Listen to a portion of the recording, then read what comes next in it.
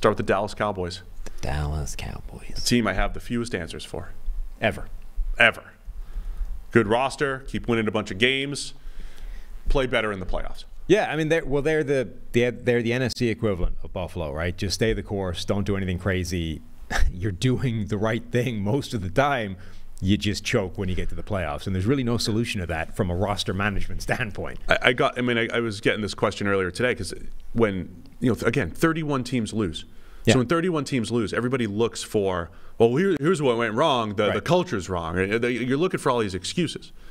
And well, what you have to answer is it a fatal flaw? Is it a fatal and repeatable problem that is stopping you winning games at that point, or is it simply 31 teams every year lose, and you're going to be one of them? Yeah, I mean, in the playoffs, I want to know why they looked so bad in that playoff game against Green Bay. Yeah, well, Dallas is the intriguing answer to that question because I think it is both an actual tangible, repeatable flaw that is hitting them like they are running into every single year, but it's not a roster one, right? Usually when you're answering that question, it's like, oh, here's your problem, right? You don't have enough receivers, or your secondary is too bad, or you've no pass rush, or whatever it is. The offensive line stinks, and once you hit the best teams in the playoffs, that becomes a bigger problem, and it's one you can't overcome, right?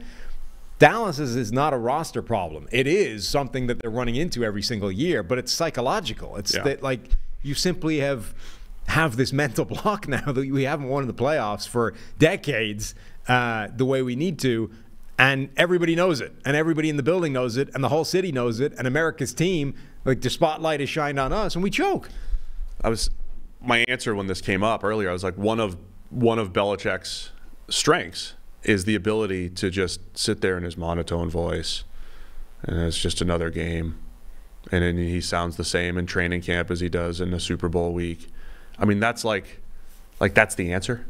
Can you get the Cowboys to treat training camp the same as week 1, the same as week 10, the same as divisional round, the same as conference championship and Super Bowl? Can you do that? Because for whatever reason, they were just like, guys, it's the playoffs. We're going crazy. Let's go. They just, they actually looked nervous and off in the playoffs. But because that's the thing, the only change you could make is a coaching change, I think, and they didn't do that. Yeah. So at least, so I bring all that up because people try to implement that tactically. So the Derrick Henry thing comes up a lot with Dallas, or even Saquon Barkley or whatever.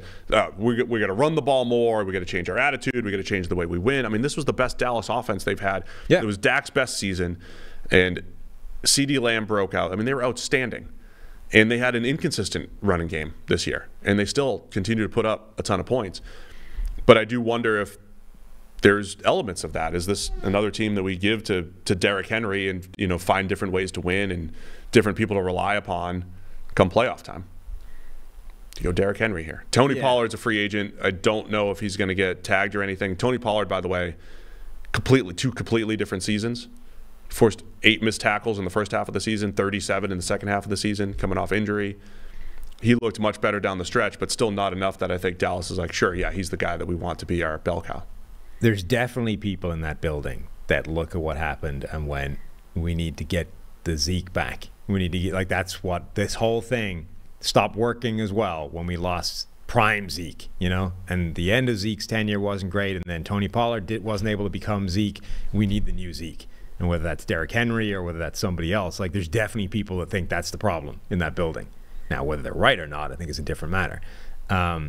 But ultimately, I think the Dallas thing is vaguely similar to the Buffalo conversation, which is just don't do anything crazy. You're in a pretty good spot. You've got a really good team. Most of what you're dealing with is very good. Just don't do anything nuts to ruin it. All right, so actual holes that need to be addressed here. Tyron Smith. Well, hang on. The single biggest problem is we're facing down the Dak Prescott conversation again, because he's got 1 year left in his deal. The last deal that he signed is now expired. You structured it in a weird way, and now you're on the hook for the next record-setting contract you're going to give Dak Prescott, which, again, he might not justify. We're however many years advanced from the last time we had this conversation. It's come back again. But he probably justifies it. Yeah, and I think he justifies it in a way that, like, the structure is a bigger problem than the structure the is, yeah, because all these quarterbacks want different things, right? We always mention Allen and Mahomes are, with their team for life, and they've got cap flexibility, and Dak likes to get repaid every 3 years. Like, his cap number is $60 million. Yeah, so you got to sign him. And that's before you sign him and start right, and moving that's that money before around. you're giving him a deal that's worth $60 million a year. I think you do it. You have to. I mean, there's no way out of it, essentially. So you're stuck with having to re-sign Dak Prescott to a new market-setting contract that's going to put his cap number to the moon. So do that first. All right, now what are you doing? We got 2 starters to replace on the offensive line. Do we bring Tyron Smith? Do we try to bring Tyron Smith back on the cheap? Cowboy for life? Probably. Center, Tyler Biotish hits free agency. I see the chat saying the run game hasn't been the same since they lost Travis Frederick. Well, sure. Maybe kernels of truth. Frederick was amazing. Yeah. Biotish has been solid, though, so you got to replace a center. And remember, Terrence Steele coming back off injury last year was a problem. He was a weak link on that offensive line. Serious issues. So after they paid him. Yes. Yeah, are we relying on him bouncing back? Do we have a choice? Like, do we just have to cross our fingers and hope in that regard? Other question I have here, Mike Zimmer coming in to run the defense. And are there certain ways that he wants to run it? I know everybody keeps saying, well, don't put safeties at linebacker. Like, that was more of a injury issue than going into the season choice. A lot of it was. So certainly that they should be better at linebacker. I wonder if Harrison Smith is a cap casualty. Does he come back, get reunited with Mike Zimmer? Do you bring in some of those veterans to help solidify this defense? Because they got Jaron Kearse also as a free agent. I wonder if Harrison Smith is a potential addition here at some point. Just staying quiet so people can snip that out. What? Just you talking about Harrison Smith getting cut. That'll be 10 seconds on Twitter. And Vikings fans, look at these PFF idiots saying that Harrison Smith's going to get cut. Don't you know he just restructured to save all the cap money for the Vikings, and they'll never do it. He's a Viking for life. There we go. There's my rebuttal to myself. Nice. Well done. One thing I'm going to say about Dallas is to draft the best players. Draft the best players. Draft best player available. It's a radical strategy. When they go back and forth between seemingly drafting for need and drafting for the best players, they do much better when it's just like, hey, we don't need Micah Parsons. We already have 4 linebackers who are awesome. We don't need Micah Parsons, but we're going to draft him. We don't need CeeDee Lamb. We already have 2 awesome receivers, but we're going to draft him. And then they go in and they're like, oh, we got to have this run-stopping nose tackle. Got to have it. We're going Mozzie Smith, 2nd rounder. We're drafting him in the 1st. Doesn't matter. When they stay the course and draft the best players rather than just fill in needs, they're a better team overall, better drafting team overall. Yeah, I think that's probably true. I also think they tend to be quite a good drafting team just generally. I mean, they've done a nice job. And they've hit on quite a few of those picks where they've kind of reached for need as well. Like I think just generally done a pretty good job drafting. So, and they need to keep doing that because they have a couple of spots that they're probably not going to be able to necessarily patch up. Maybe we get Tyron Smith back. Maybe we don't. If we don't, we're going to need an offensive lineman, whether it's a tackle or a guard. Tyler Smith probably gives you that flexibility. I mean, that's one of the questions is if they don't have Tyron Smith, Tyler Smith kicks out to tackle. He could probably need a guard as opposed to a left tackle. You need the center. They're probably going to go into this draft with a position or two between offense and defense that needs a starter. Draft-wise, the 5 first-round corners, at 24, if one of those guys is available, with Stephon Gilmore out, I would try to bring Gilmore back for another year, if possible as well. I thought that the Gilmore-Cooks moves last year were shrewd. I don't know if they were. I mean, they didn't have the benefit of going to the conference championship or anything, but I thought that really solidified this team, having Gilmore and especially Cooks by about mid-season when he started to figure things out. I wouldn't mind keeping Gilmore back, but I think you do have to try to fill the cornerback spot, slot corner. You've got Deron Bland there, so you got 2 out of 3 starters.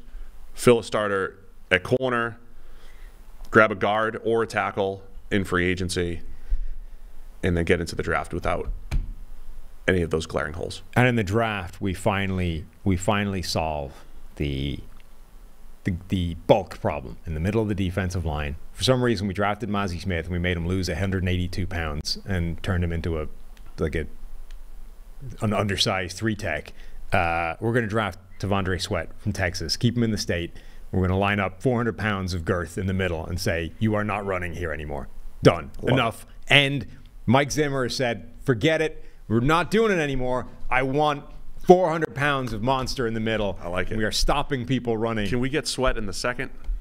Yeah. So now we have 56. Sweat. That's okay. Now we have Sweat, and we make Mozzie Smith eat again and put the weight back on. And now we have a new Williams wall, except it's Smith and Sweat. I like it. Okay. Sweaty Smith. That's a good solution. Yeah. It's a good solution. Now nobody's running up the middle anymore. And then what do you do at running back? Do you actually make a play for Henry? They don't go crazy in free agency. No, usually not. It's funny, like Jerry Jones has this sort of splashy, glitzy Hollywood type of reputation, and yet he doesn't actually tend to do that a lot at all. He's really quite measured when it comes to. Quite measured and reasonable. Sounds crazy when you hear him talk, but he doesn't do crazy things for most of the time. Yeah, it's a little disappointing. Yeah, like the craziest thing he does is refuse to fire coaches that consistently fail. Like, you know. If anything, he's too loyal and not That's crazy. What I mean. Yes, to coaches or Zeke or whoever. Yeah. His craziness is actually characterized by his refusal to do knee-jerk crazy things, not the other way around. Yeah. I mean, I think, look, the running back answer is always draft them in the mid-rounds and take your favorite. I mean, there are going to be good running backs available in the middle of this draft. Grab one. Yeah. I mean, Estime is a guy I've been putting a lot of places. I think he would be really good within this offense. There's plenty of, because this running back group is so unusual and so, it's quite deep, but it's not top heavy. There's no, Bijan Robinson in this class. Like, Blake Corum, I think, is the best running back in this draft. He could be a third rounder. Corum would be a nice fit for Dallas. But you know what I mean? Like, if he, imagine, it's not beyond the realm of possibility that Blake Corum goes in the third round, and he could be the best back in the draft. Marshawn Lloyd is a big play threat. I'm a big Dylan Johnson fan from Washington. If you just want a good, dependable back who can step up and pass pro. Trey Benson, I think, is a really good back. That guy's another mid-round pick from Florida State. He could be really good. He probably goes top 60. Yeah. But again, like second, third round is not, crazy. Bucky Irving is a really good running back. I see a lot of people hyping up Bucky. He's an early blue. And then you have the question of Jonathan Brooks coming off his injury, but coming out. Another Texas So we're going to draft one of those guys. Yeah. So we're going to use one of our 7 picks there. Pick your favorite. If you can get him in the third round, awesome. If you have to spend the second on him, depends who it is, but sure. And then, so that's it. Stay the course. Add some good players. Fill your free agent needs as much as possible. Mm-hmm. Bring Tyron Smith back. Draft a mid-round running back. Draft a mid-round running back. And hammer home this year. We are emphasizing every week consistency. Day one of training camp, it's like the Super Bowl. Super Bowl's like day one of the training camp. Don't get nervous during playoff time.